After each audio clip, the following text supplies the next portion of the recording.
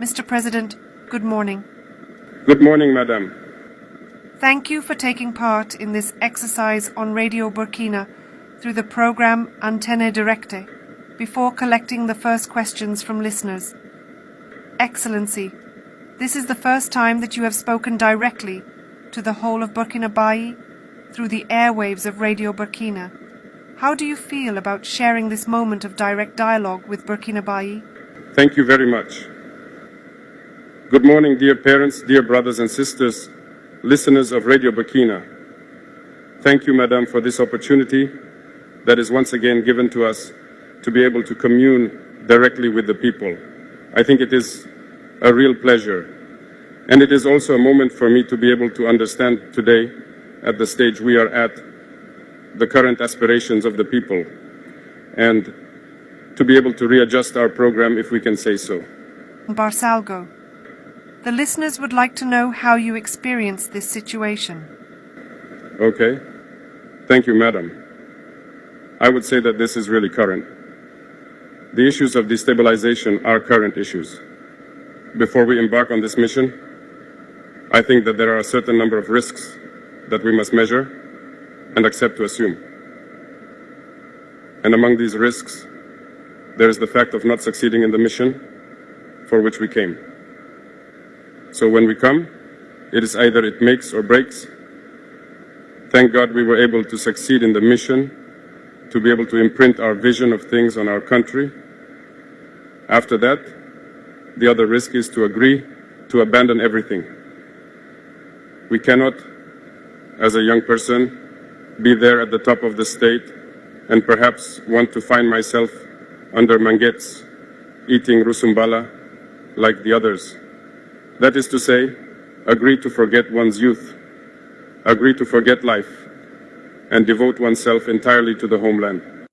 One of the risks is this situation that we are experiencing, destabilization, because if you want to right the ship of such a country, you are bound to crack down. By cracking down, to right it, you create internal and external enemies. We must therefore expect this situation of destabilization, assassination, and everything, because we have affected the interests of many people. There is social inequality, there is corruption, there is poor management of public affairs.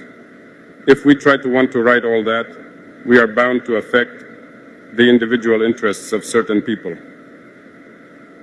These people very often are rich, have money, and use this to manipulate people who are often poorer than them, to turn them against us. That is internal. These same people do not hesitate to join forces with the imperialist forces that spend their time encouraging us to become poorer. Our thinking is these external forces. There are many countries today that we have under our backs, and we have no choice, we have to do it. If we want our homeland to be independent, if we want our sovereignty, if we want the Burkinabés to eat their fill, if we want our children to go to school without paying a franc, if we want malaria, which is one of the most widespread diseases in Burkina Faso, to be able to treat our population on certain words at 0 francs. These are some of the dreams that we have, but we will have to make many concessions. We will have to prevent certain powers from plundering us, and that creates many enemies. So, we are prepared for this situation. We experience them as normal, in fact. It does not shake us, it does not scare us.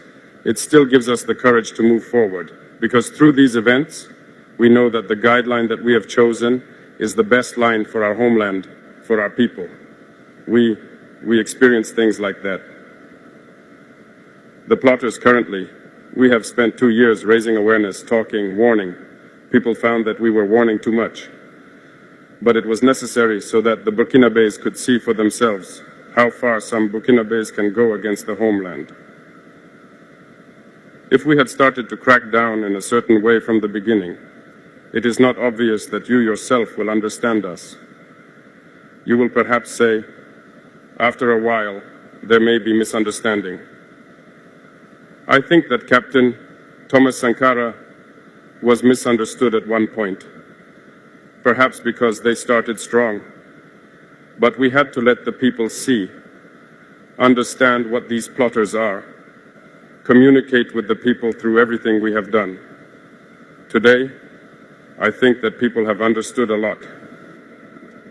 The listener from Bopo Duraso would like to know what fate is reserved for these conspirators. As we said, from this moment on, I will not go into details. Everyone will assume. If someone takes steps like that, they assume all the consequences. We will not advise anyone or warn anyone again. So, we will come back to the case of Barsalgo. There is a listener who would like to know what really happened in Barsalgo. I'm not going to go into details, but Barsalgo, I think I was personally targeted because Barsalgo and I, there is a history. Barsalgo and the situation in the country, there is a history. In June 2022, you may be able to find out on the spot in Barsalgo, I defied many orders to intervene so that Barsalgo would not fall. So I sacrificed a lot of things anyway in Barsalgo. This is the place for me to thank many people who supported us in our maneuver so that Barsalgo would be.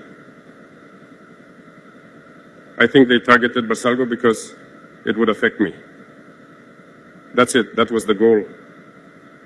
I'm not going to go into certain details, but maybe one day we will have the opportunity to talk about it. Okay?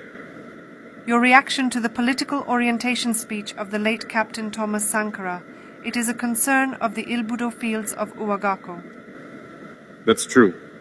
We also chose the date of October 2nd for the launch of the Patriotic Days of Patriotic Commitment.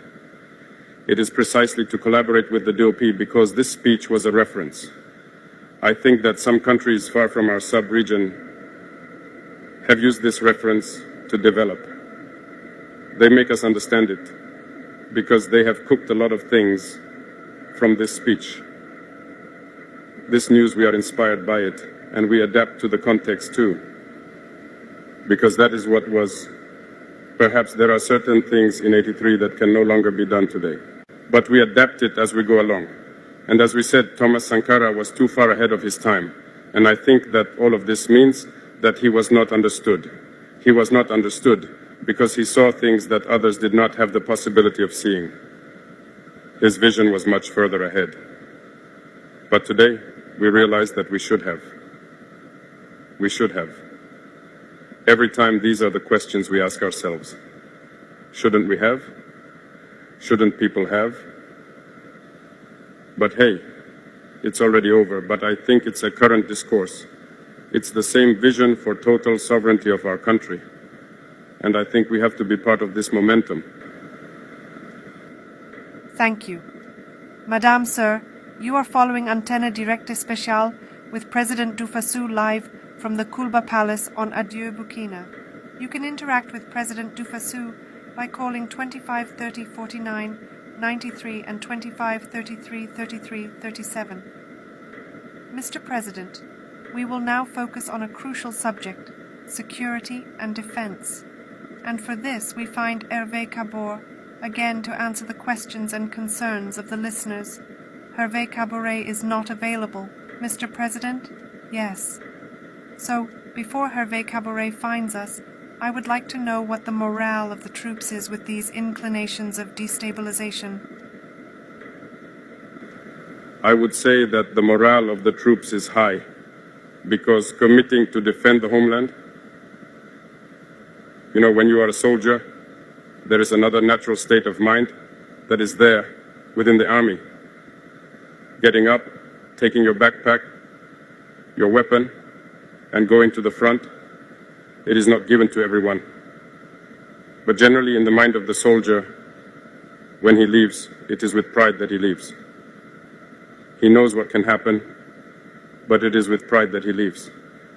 And today, with what we have put in place, it is that we try to make an effort through the support of the people. Many soldiers are really proud to be soldiers. That is so that it gives body and soul